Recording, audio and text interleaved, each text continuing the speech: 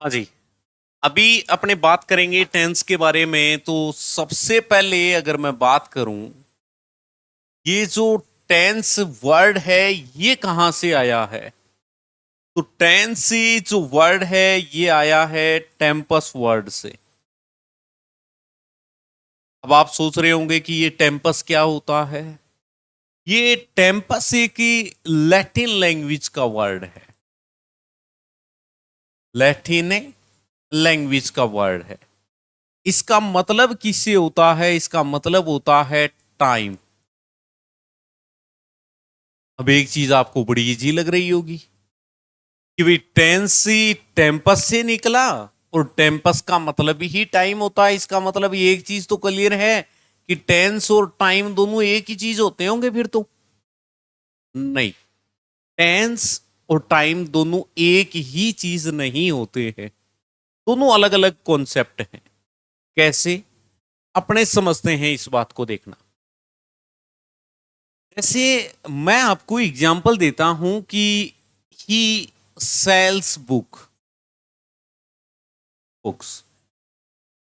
और दूसरा मैंने दे दिया कि ही हैज कंप्लीटेड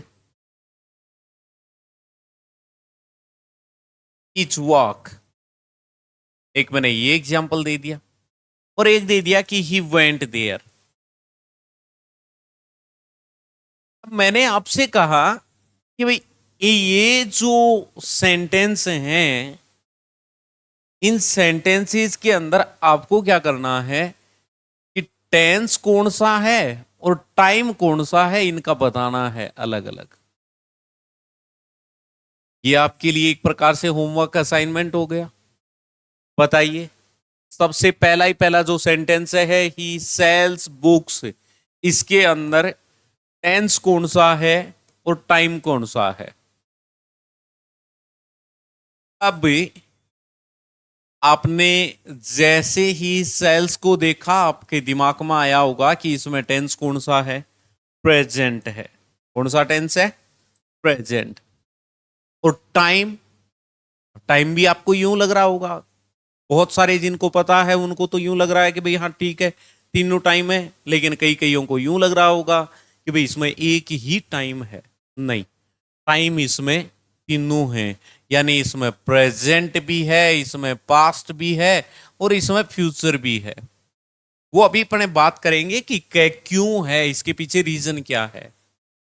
2 नंबर जो सेंटेंस है, इसके अंदर आपको टेंस नजर आ गया होगा आराम से कि इसके अंदर टेंस फिर एक बार फिर प्रेजेंट ही है इसको देख के आपने अंदाजा लगा लिया होगा।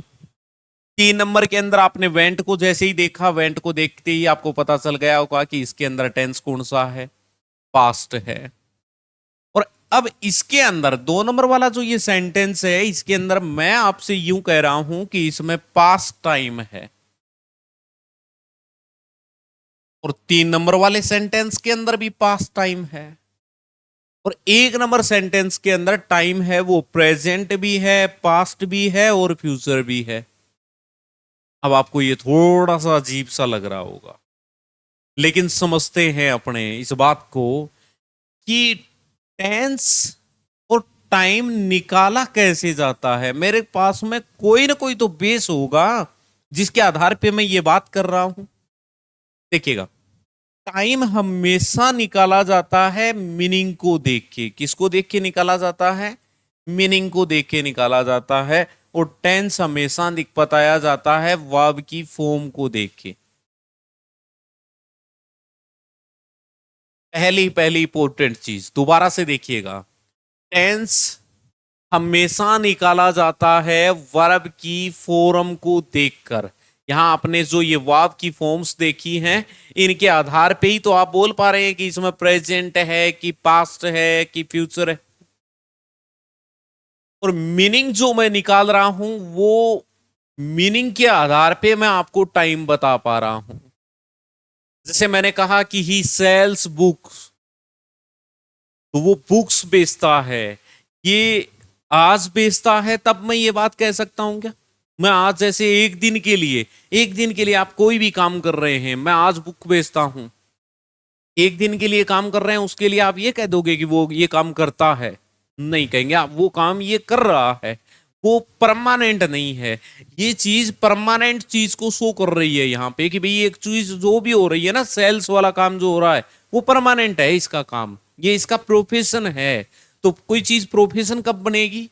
तो वो कल भी थी, आज भी है और फ्यूचर की आशा हो, तब वो चीज प्रोफेशन बनेगी। तो इस आधार पे इसमें तीनों टाइम हो गए, मीनिंग के आधार पे, मीनिंग के आधार पे ही तो आप बता पा रहे हैं। और दूसरा जो सेंटेंस है इसके अंदर ही हैज कंप्लीटेड, उसने पूरा कर लिया है। पूरा कर लिया है का मतलब है ये काम कंप्लीट हो चुका है कि नहीं हो चुका? कंप्लीट हो चुका है ना, तो कंप्लीट हो चुका है इसका मतलब इसके अंदर टाइम कौन सा आ गया? पास्ट का आ गया। भाई जो काम होना था वो काम तो हो गया ना पास्ट में ही, तभी तो आप ये कह पा रहे हो कि he has completed his work. और तीसरे के अंदर है जो टेंस है वो भी पास्ट है और मीनिंग भी इसका पास्ट का ही आ रहा है, वो गया। गया इसका मतलब पास्ट में गया, और ये वर्ब भी पास्ट की है। तो एक चीज समझ में आई क्या कि टेंस और टाइम दोनों अलग अलग कॉन्सेप्ट हैं और दोनों का अपनी अपनी जगह पे अलग अलग मीनिंग होता है। एक दूसरे के साथ में कोरिलेट जरूर करते हैं, लेकिन कतई ये नहीं समझ रहे इस बात को कि दोनों एक ही होते हैं। तब देखना, यहां अगर मैं लिखूं टेंस और यहां मैं लिखूं टाइम, तो टाइम जो होता है वो एक जनरल कॉन्सेप्ट है।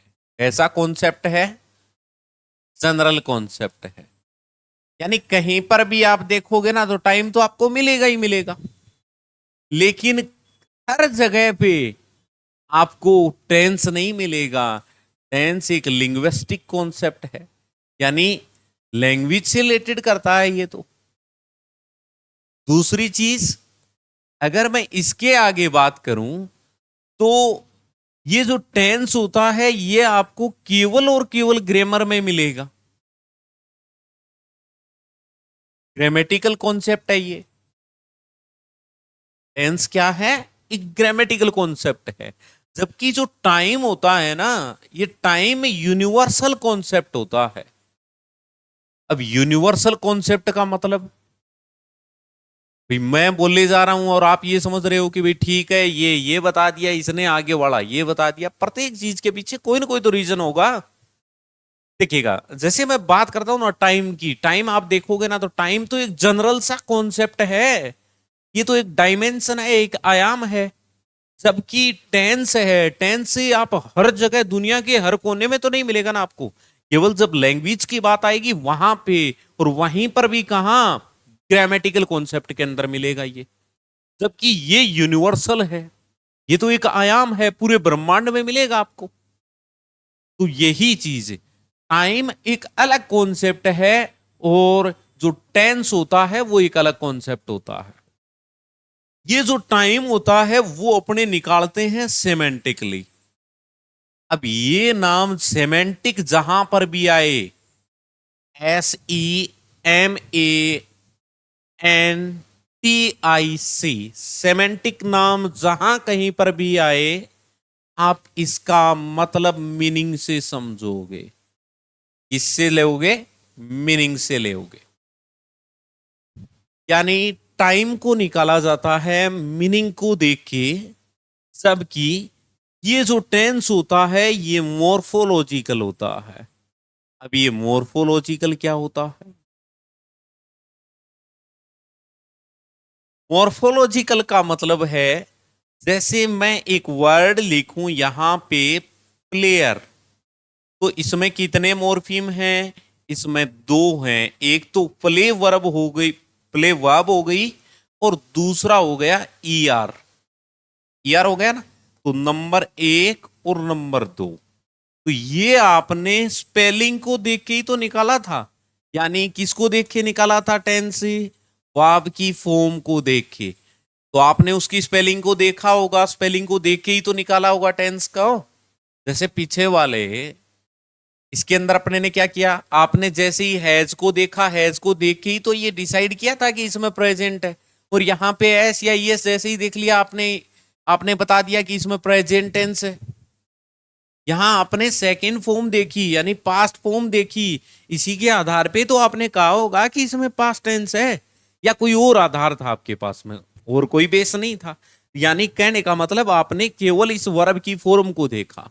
तो टेंस जब भी निकालना हो, टेंस के बारे में जब भी पता करना हो, हम हमेशा वर्ब की फॉर्म को देखते हैं। किसको देखते हैं?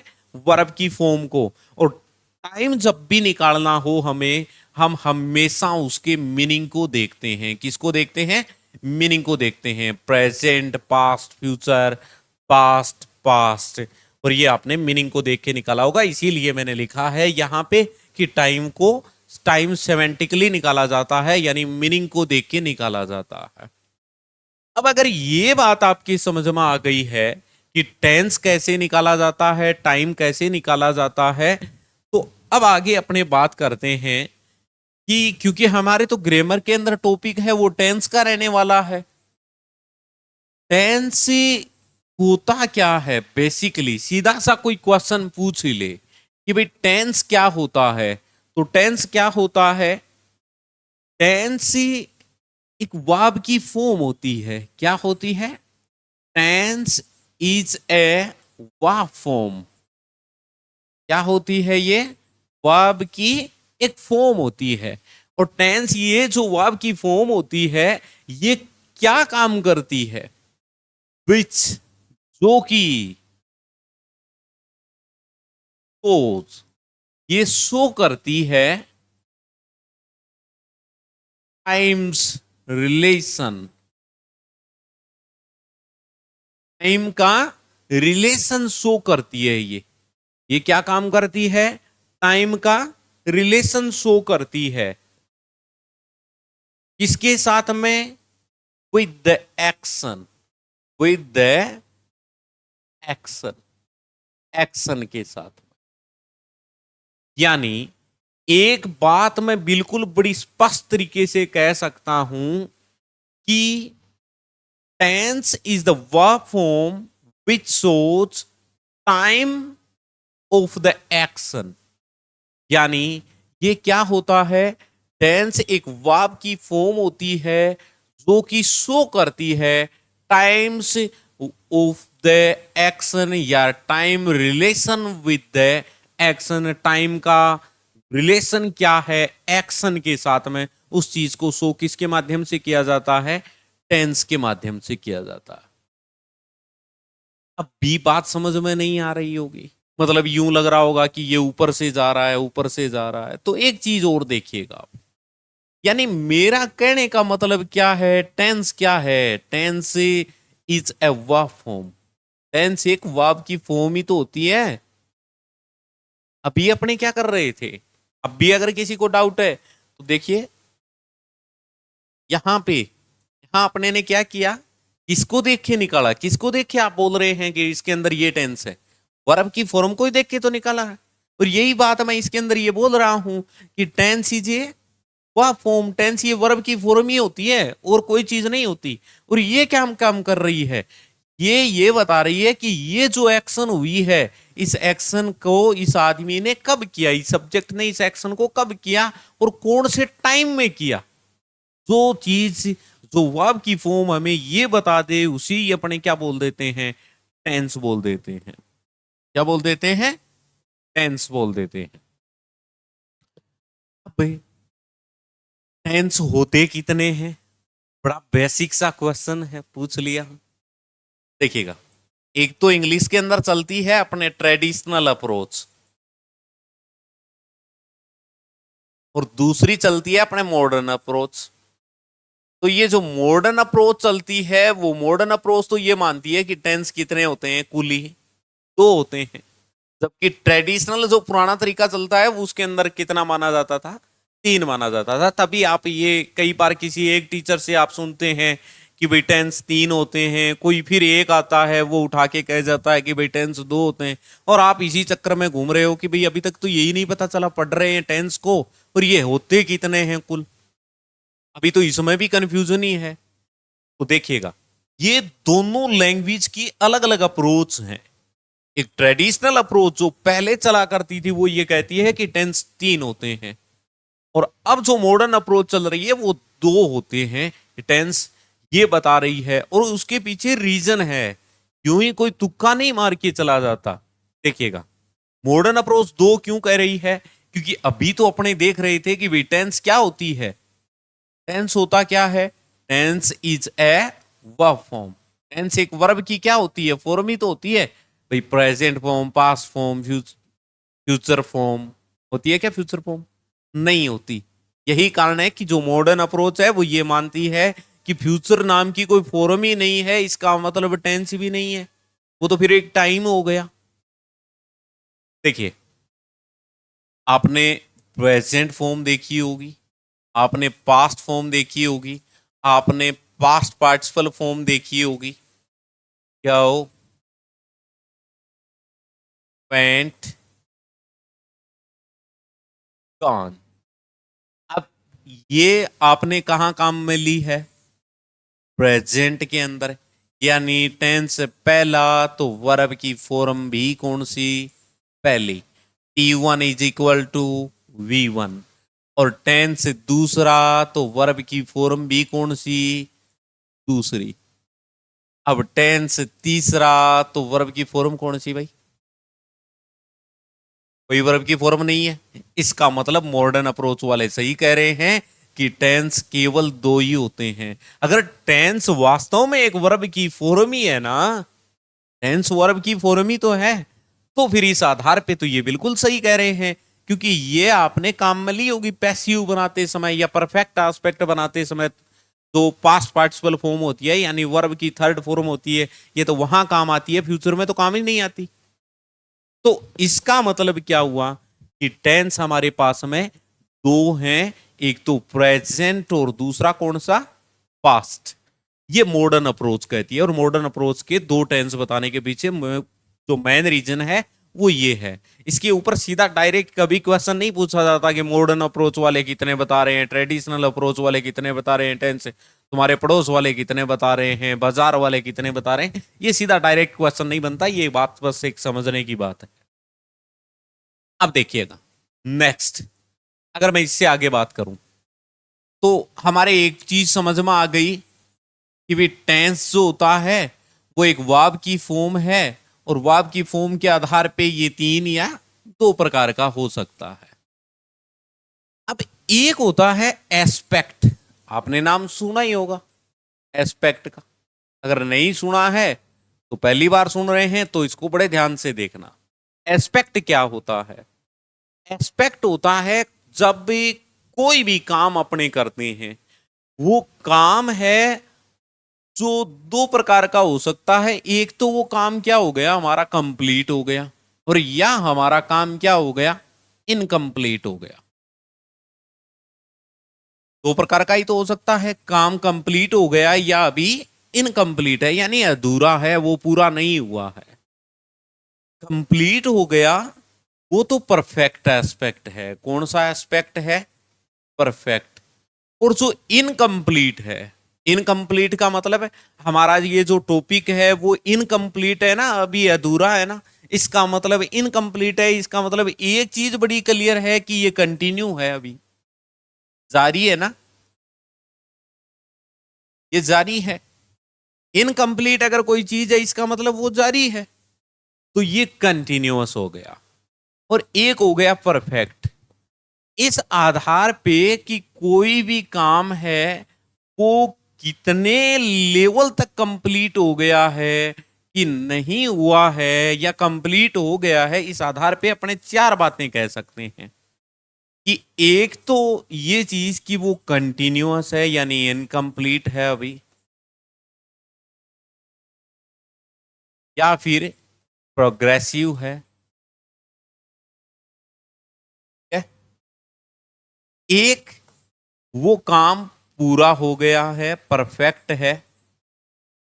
और एक, अगर दोनों ही चीजें नजर आए उसके अंदर तो परफेक्ट और कंटिन्यूअस दोनों एस्पेक्ट हो गए।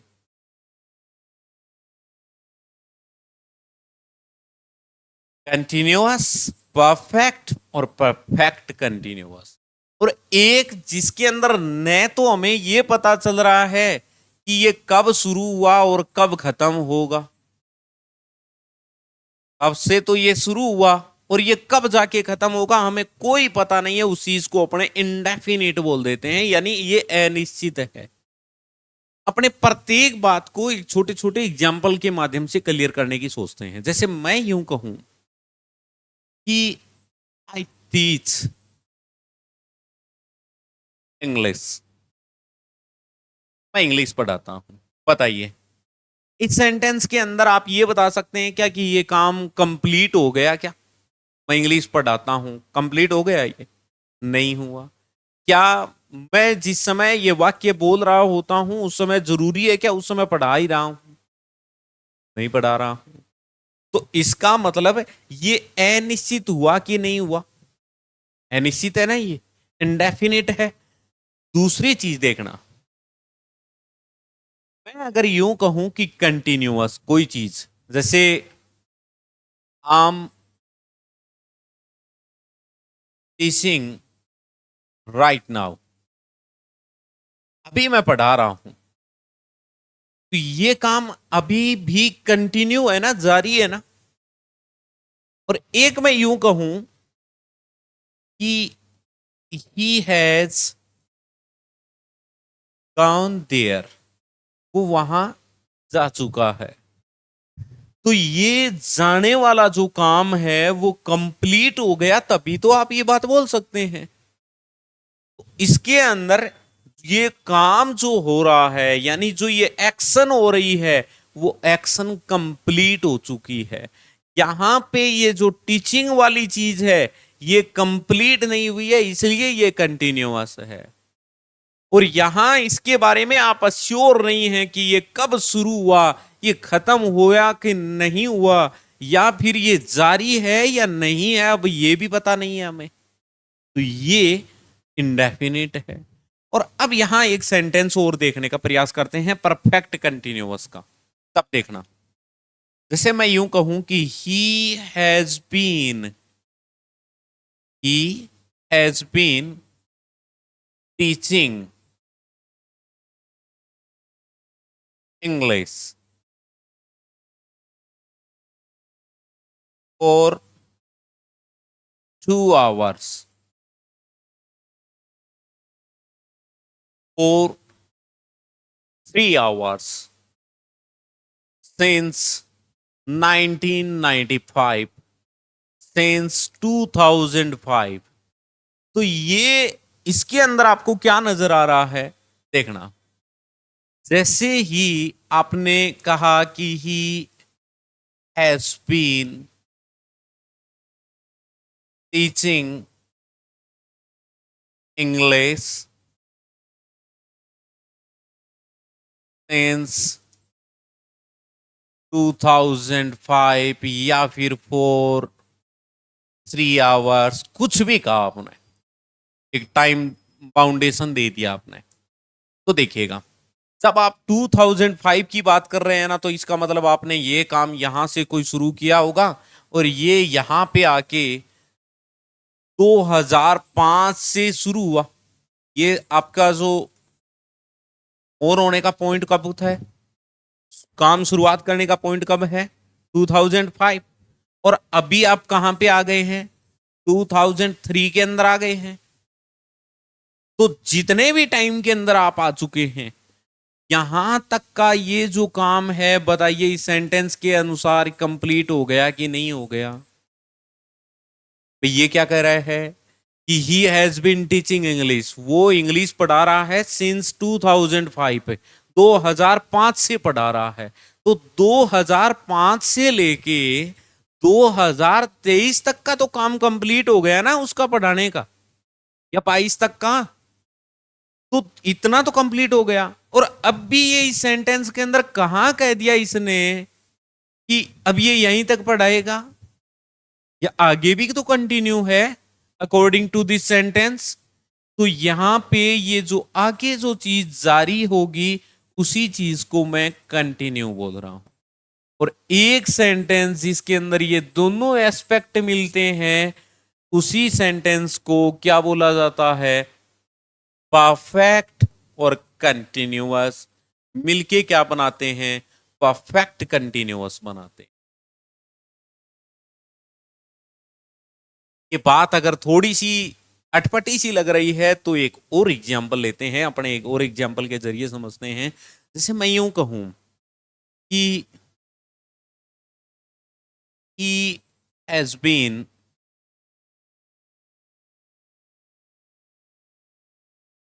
reading this book for 2 hours।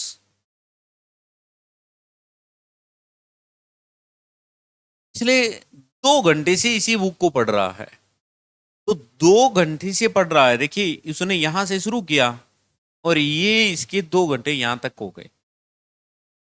तो 2 घंटे पढ़ने वाला काम तो इसने कंप्लीट कर लिया ना, ये यहां तक तो कंप्लीट हो गया ना इसका। और अब भी इसने कहा कह दिया कि भाई वो पिछले 2 घंटे से वो बुक पढ़ रहा है, तो इसने बंद तो नहीं किया ना, पिछले 2 घंटे से तो वो पढ़ रहा है। तो 2 घंटे तक का तो उसने काम कंप्लीट कर लिया और अब भी आगे जारी है। जारी होने का मतलब ये काम अभी भी क्या है? कंटिन्यू है। और कंटिन्यू होने का मतलब इसमें एस्पेक्ट कौन से हो गए? परफेक्ट और कंटिन्यू। और ये अनिश्चित है, अभी कंटिन्यू चलता चला जाएगा। तो इस आधार पर हमारे पास में 4 एस्पेक्ट हो गए। एस्पेक्ट कितने हो गए? 4। सबसे पहला तो कौन सा? इंडेफिनेट। इंडेफिनेट का मतलब है उसमें काम कब शुरू हुआ, कब खत्म होगा, अभी जारी है या नहीं, किसी भी चीज के बारे में आप डेंट श्योर नहीं है। कोई भी सेंटेंस, जैसे मैं यूं कहूं, बहुत ही सिंपल सा सेंटेंस है कि he gets up early in the morning. He gets up early in the morning. वो सुबह जल्दी उठता है। बताइए अब उठ रहा है क्या वो? भाई आपको कंफर्म है अभी उठ रहा है क्या वो? जिस समय ये सेंटेंस मैं बोल रहा हूं अभी वो उठ रहा है? नहीं उठ रहा।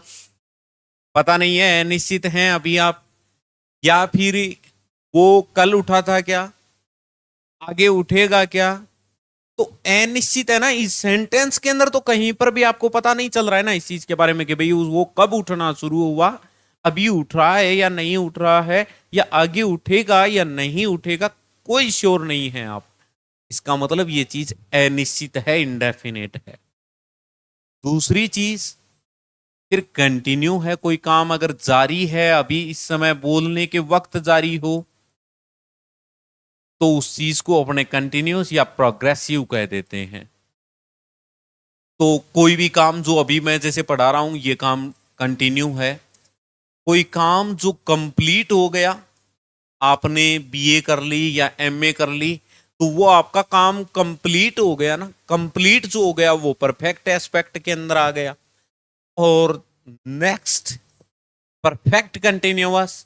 परफेक्ट कंटिन्यूअस के अंदर आपने क्या देखा कि परफेक्ट कंटिन्यूअस के अंदर आपने के सामने एक चीज आई कि कोई काम कितनी देर से जारी था और यहां तक का तो वो कंप्लीट हो गया, लेकिन अब भी आगे जारी है। इसका मतलब वो क्या है? परफेक्ट कंटिन्यूअस है। ये परफेक्ट हो गया यहां तक का, और आगे वाला क्या है? कंटिन्यूअस है। ये बात भी समझ में आ गई होगी।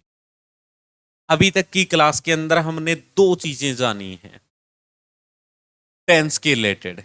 एक तो टेंस और टाइम, इन दोनों के बीच में कोई डिफरेंस है क्या?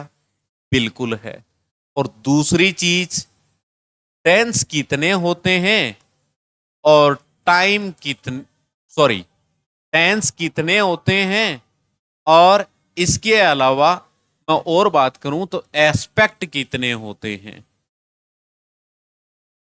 तो टेंस मॉडर्न अप्रोच के अकॉर्डिंग 2 होते हैं और ट्रेडिशनल अप्रोच के अकॉर्डिंग 3 होते हैं। और एस्पेक्ट हमारे पास में इस आधार पर कि कोई काम कंप्लीट हो गया या जारी है, इस आधार पर हमारे पास में 4 प्रकार के क्या हो गए, एस्पेक्ट हो गए। अब भी सबसे पहली मैं चीज अगर बात करूं तो अपने बात करते हैं प्रेजेंट, तो टेंस हो गया हमारा, और इसका पहला ही पहला जो एस्पेक्ट है वो हो गया इंडेफिनिट।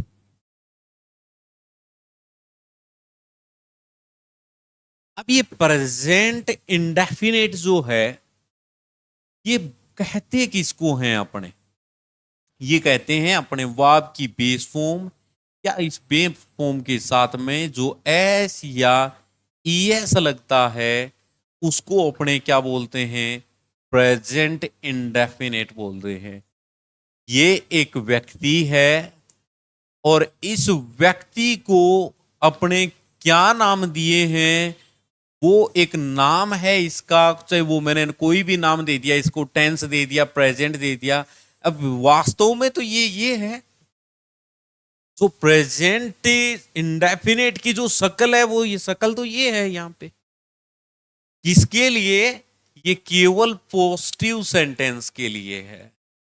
कैसी सेंटेंसेस के लिए है ये, पॉजिटिव सेंटेंस। पॉजिटिव सेंटेंस कौन से होते हैं, जिनके शुरुआत में सब्जेक्ट आ जाए। चलो एक बार के लिए नहीं भी पता चलेगा, कोई दिक्कत नहीं है, बाद में ये बात समझ में आ जाएगी। या इनके साथ में एस या ईएस और प्लस में ऑब्जेक्ट या कोई भी अदर मामला हो और लास्ट में फुल स्टॉप हो, ऐसे जो सेंटेंस होते हैं उनको अपने पॉजिटिव सेंटेंस बोलते हैं। और उनमें प्रेजेंट सिंपल की या प्रेजेंट इंडेफिनिट की शक्ल क्या होगी, वो शक्ल ऐसी होगी कुछ। अब मैं दूसरी बात करूं नेगेटिव सेंटेंस के बारे में, तो ये नेगेटिव सेंटेंस क्या होते हैं। आप में से कईयों ने नेगेटिव सुन रखा होगा, कई आज पहली बार सुन रहे होंगे नेगेटिव। रियल प्रोनाउंसिएशन इनका नेगेटिव होता है। देखिएगा, नेगेटिव सेंटेंस क्या होते हैं, नेगेटिव का मतलब है कि उसमें कोई ना कोई नेगेटिव चीज आएगी, नकारात्मकता आएगी उसमें। और नकारात्मकता जब आएगी, वो नोट जब आएगा तो ये नोट अपने से पहले जरूर ऑक्सिलियरी वर्ब ले लेगा। और ऑक्सिलियरी वर्ब के रूप में वो क्या लेगा, डू या डज लेगा। और डू और डज के बाद में नोट आएगा और फिर वो ही वर्ब की फर्स्ट फॉर्म, ऑब्जेक्ट या अदर, और लास्ट में फुल स्टॉप। ये नेगेटिव सेंटेंस। एक टेंस के प्रत्येक एस्पेक्ट में 4 प्रकार के सेंटेंस होते हैं ना, पॉजिटिव, नेगेटिव, और तीसरा जो है वो हो गया इंट्रोगेटिव। दोबारा से, इंट्रोगेटिव। ये जो इंट्रोगेटिव सेंटेंस होते हैं ये 2 प्रकार के होते हैं। अब आप ये कंफ्यूजन में आ गए होंगे कि ये 2 प्रकार 3 प्रकार ये बढ़ते ही जा रहे हैं प्रकार, सर कुछ कम करो इनको। देखिए, सबसे पहला ही पहला जो टाइप है वो हो गया ऑक्सिलियरी वर्ब से शुरू होने वाला। ये ऑक्सिलियरी वर्ब क्या होती है, ऑक्सिलियरी वर्ब प्रेजेंट इंडेफिनिट में क्या होती है। अभी अपने ने बात की कि जो डू और डज होते हैं ये ऑक्सिलियरी वर्ब होते हैं। तो कोई सेंटेंस है वो डू और डज से शुरू हुआ, फिर उसके बाद में सब्जेक्ट, और सब्जेक्ट के बाद में फिर मैन वर्ब के बाद में ऑब्जेक्ट या अदर, और लास्ट में क्वेश्चन मार्क। और अगर आपको इसके पहले WH वर्ड लगाना है, क्या लगाना है, WH वर्ड लगाना है, तो आप इसके पहले WH वर्ड लगा दो, वो दूसरे प्रकार का सेंटेंस बन जाएगा। यानी WH वर्ड हो गया, इसके बाद में डू या डज हो गया, डू डज के बाद में सब्जेक्ट हो गया, और फिर वर्ब की बेस फॉर्म, ऑब्जेक्ट या अदर, लास्ट में क्वेश्चन मार्क। सिंपल सा तरीका है। WH वर्ड के बाद में इधर से मैंने कॉपी किया और इधर सेम का सेम पेस्ट कर दिया, इतना अच्छा ही तो काम किया है। ये हो गए हमारे 3 प्रकार के सेंटेंसेस। चौथा जो सेंटेंस है वो इन्हीं सेंटेंस के अंदर अपने क्या जोड़ देंगे, नेगेटिवनेस और जोड़ देंगे, थोड़ा नोट जोड़ देंगे। और वो नोट जोड़ना कहां पे है, ये जो मैन वर्ब होती है ना, मैन वर्ब, इसके ठीक पहले आपको नोट लगा देना किसी भी सेंटेंस के अंदर। तो सबसे पहले ऑक्सिलरी वर्ब वाले के अंदर मैं क्या करूंगा, सबसे पहले डू या डज प्लस में ये आ गया सब्जेक्ट आपका। जिनको ये आ रहे हैं उनको तो यूं लग रहा है कि भाई बहुत इजी है ये चीज, तो पहले से ही दोबारा ये चीजें क्यों बताई जा रही हैं। और जिनको नहीं आ रहा है उनको यूं थोड़ा सा एक बार के लिए देखना है कि नोट हमेशा मैन वर्ब के जस्ट पहले लगता है। दूसरा है WH वर्ड लगा दिया, और WH वर्ड के बाद में डू या डच प्लस में सब्जेक्ट प्लस में नोट, और सेम का सेम वही तरीका है, यहां पे कॉपी पेस्ट करना है। अब इनमें और इनमें डिफरेंस देखिएगा आप, इंट्रोगेटिव में और नेगेटिव इंट्रोगेटिव में डिफरेंस देखिएगा। केवल मैंने मैन वर्ब से पहले नोट लगाया, बाकी सेम का सेम कॉपी पेस्ट कर दिया। तो दोनों चीजें आपके मेरे हिसाब से आराम से समझ में आ गई होंगी, यहां तक किसी के कोई दिक्कत नहीं होगी। अब आगे बढ़ते हैं अपने, और आगे बढ़े उससे पहले एक बार के लिए इन जितनी भी चीजें आज जो इनके बारे में अपने ने बातें की हैं, मैं उनको एक बार के लिए आपके साथ में वापस से रिवाइज कर देता हूं। क्या बात की अपने ने शुरुआत से अपने ने बात की है आज की क्लास के अंदर कि टेंस जो वर्ड है इसका ओरिजिन है वो कौन से वर्ड से हुआ है, टेम्पस से हुआ है। टेम्पस कौन सी लैंग्वेज का वर्ड है, लैटिन लैंग्वेज का वर्ड है। टेंस का मतलब क्या होता है, टेम्पस का मतलब क्या होता है, टाइम।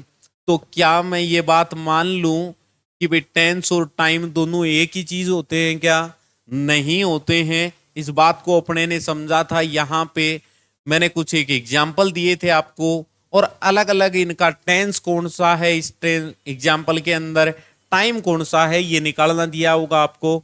और इसके आधार पे अपने ने ये निर्णय निकाला था कि जो टेंस होता है वो हमेशा वर्ब की फॉर्म को देख के निकाला जाता है, जबकि जो टाइम होता है वो हमेशा और हमेशा मीनिंग को देख के निकाला जाता है। और इस आधार पे अपने ने इनके अंदर टेंस और टाइम निकाला था। फिर उसके बाद में अपने ने इससे आगे ये देखा था कि वे जो टेंस होता है वो केवल एक लिंग्विस्टिक कॉन्सेप्ट है, और जबकि टाइम जो होता है वो एक जनरल कॉन्सेप्ट है, यानी बड़ा वाइड सा कॉन्सेप्ट है, ये यूनिवर्सल कॉन्सेप्ट है। जबकि ये केवल और केवल ग्रामर में काम आता है टेंस, इसलिए ये ग्रामेटिकल कॉन्सेप्ट है। टेंस जो होता है वो वर्ब की फॉर्म को देख के डिसाइड करते हैं अपने, इसलिए ये मोर्फोलॉजिकल अपने डिसाइड करते हैं, जबकि टाइम में हमेशा सिमेंटिकली डिसाइड किया जाता है, यानी सेंटेंस के मीनिंग को देख के पता किया जाता है। अब यहां पे फिर अपने बात मेन मुद्दे पे आए थे कि भाई टेंस होता क्या है। तो टेंस कुछ नहीं है, अलग से कोई चीज नहीं है। टेंस एक जस्ट वर्ब की फॉर्म होती है, और वो वर्ब की जो फॉर्म होती है वो शो करती है टाइम का जो रिलेशन है वो एक्शन के साथ हमें क्या है। उस चीज को जो वर्ब की फॉर्म शो कर दे वही चीज क्या होती है, टेंस होता है। फिर अपने ने एक बात और कही थी कि भी आप बहुत जगह अलग अलग टीचर से अलग अलग चीजें सुनते होंगे। कोई टीचर कहता है कि भी 2 टेंस होते हैं, कोई टीचर कहता है कि 3 टेंस होते हैं। उसके पीछे रीजन ये है कि जो ट्रेडिशनल अप्रोच वाली है, ट्रेडिशनल अप्रोच जैसे रेनेन मार्टिन की जो बुक आती है, इंग्लिश की शानदार बुक आती है, वो ट्रेडिशनल अप्रोच को शो करती है। तो वो 3 टेंस इस प्रकार की जो जितने भी राइटर हैं ग्रामेरियन हुए हैं वो 3 टेंस शो करेंगे, जबकि जो जोफ्री लीच है वगैरह है ये ग्रामेरियन है, ये मॉडर्न अप्रोच को रखते हैं और ये हमेशा 2 ही टेंस शो करते हैं। अब आपके दिमाग में ये आ रहा होगा कि भाई 2 ही टेंस हैं तो ये फ्यूचर कहां पे चले गए, ये मॉडर्न वाले फ्यूचर को कैसे खा गए। इसके पीछे रीजन ये है कि हमने अभी थोड़ी देर पहले पढ़ा था कि टेंस एक वर्ब की फॉर्म होती है, और वर्ब की फॉर्म होती है इसका मतलब फर्स्ट जो फॉर्म बनी है वो प्रेजेंट के लिए बनी है, और सेकंड फॉर्म बनी है पास्ट के लिए, और थर्ड फॉर्म बनी है पैसिव और परफेक्ट एस्पेक्ट के लिए। इसका मतलब क्या हुआ कि फ्यूचर के लिए हमारे पास में अलग से कोई वर्ब की फॉर्म नहीं है। इस कारण से जो ग्रामेरियन है, मॉडर्न ग्रामेरियन है, उन्होंने इसे नकार दिया है और इसे ये कहा है कि भाई ये फ्यूचर टेंस नहीं होता, फ्यूचर केवल टाइम होता है।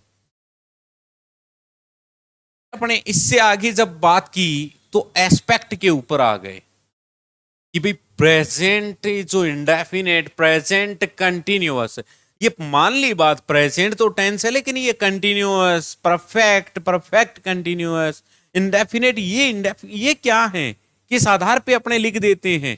किसी एक बुक ने लिख दिया कि प्रेजेंट इंडेफिनेट, अपने कॉपी कर रहे हैं उसको, वहां से प्रेजेंट इंडेफिनेट लिख रहे हैं। इंडेफिनेट क्यों लिखा, उसके पीछे क्या कारण है, उसी कारण को अपने ने यहां पे जाना था कि एक्शन जो होती है वो अगर कोई कंप्लीट हो गई तो इसका मतलब वो परफेक्ट है, और कोई एक्शन अगर इनकम्प्लीट है यानी अभी अधूरी है, वो पूरी नहीं हुई है, तो उसको अपने कंटिन्यूअस बोलते हैं। तो कंटिन्यूअस और परफेक्ट एस्पेक्ट दो चीजें हो गई, जिसके अंदर ये समझ में नहीं आए कि ये शुरू कब हुआ, खत्म कब होगा, वो कौन सा एस्पेक्ट हो जाएगा, इंडेफिनेट। जिसके अंदर ये चीज हो कि वो इतनी देर तक का तो कंप्लीट हो गया लेकिन अब भी जारी है, उसको अपने परफेक्ट कंटिन्यूअस एस्पेक्ट बोल देंगे, जिसको अपने ने अलग अलग एग्जाम्पल्स के माध्यम से देखा था यहाँ पे। इस आधार पे अपने ने ये निर्णय निकाला था कि हमारे पास में चार एस्पेक्ट होते हैं, इंडेफिनेट, कंटिन्यूअस, प्रोग्रेसिव, परफेक्ट और परफेक्ट कंटिन्यूअस। फिर नेक्स्ट अपने ने देखा था कि यहां पे ये टेंस और टाइम, और फिर यहां पे हमारे एस्पेक्ट कंप्लीट हो गए थे। फिर ये देखा था कि भाई सबसे पहले अपने शुरुआत इसकी करने वाले थे प्रेजेंट इंडेफिनेट की। तो प्रेजेंट इंडेफिनेट जो नाम है, मान लो आपका कोई भी नाम होगा, कोई भी हो, आप राकेश, विकास, असलम, जो भी आपका नाम है, उस नाम वो आपकी एक अलग चीज है, लेकिन उस नाम वाले व्यक्ति की कोई ना कोई शक्ल तो होगी, वो तो आपका एक नाम है। तो वो ये जो प्रेजेंट इंडेफिनेट है वो तो एक नाम है, और इसकी शक्ल क्या है, ये है, इसका प्रारूप क्या है, वर्ब की बेस फॉर्म या बेस फॉर्म के साथ में जो यस या यस लगता है ना पॉजिटिव सेंटेंस में, उसी का नाम अपने ने प्रेजेंट इंडेफिनेट रखा है। सो नेगेटिव और इंटरोगेटिव सेंटेंस में नोट से पहले डू डज लगता है ना, ऑक्सिलरी वर्ब के रूप में, जहां पे डू और डज को काम में लेते हैं, उसी का नाम अपने ने प्रेजेंट इंडेफिनेट रखा है। तो प्रेजेंट इंडेफिनेट के अंदर जैसा कि प्रत्येक एस्पेक्ट के अंदर चार चार प्रकार के सेंटेंस होते हैं, अपने ने प्रेजेंट इंडेफिनेट के चारों एस्पेक्ट के बारे में देखा कि भाई पॉजिटिव सेंटेंस क्या होते हैं, नेगेटिव सेंटेंस क्या होते हैं, नेगेटिव इंटरोगेटिव क्या होते हैं, और इंटरोगेटिव क्या होते हैं। यहां हमने एक महत्वपूर्ण चीज ये देखी होगी कि जो नोट होता है वो नोट हमेशा और हमेशा जो मैन वर्ब होती है उस मैन वर्ब के ठीक पहले आता है। क्यों? क्योंकि हमेशा नकारा उस काम को जाता है। मैं नहीं पढ़ता हूं, पढ़ने को नकार रहा हूं, मैं को नहीं नकार रहा हूं। राहुल नहीं पढ़ता है, इस सेंटेंस के अंदर राहुल को नहीं नकारा जा रहा है, राहुल पढ़ने को नकारा जा रहा है। राहुल नहीं खेलता है, खेलने को नकारा जा रहा है। तो नोट हमेशा मैन वर्ब के पहले लगेगा। एक छोटी सी चीज और इसी के साथ में, अगर अब भी बात समझ में नहीं आई है तो, जैसे मैं यूं कहूं आपसे कि ही गोज टू स्कूल, वो स्कूल जाता है,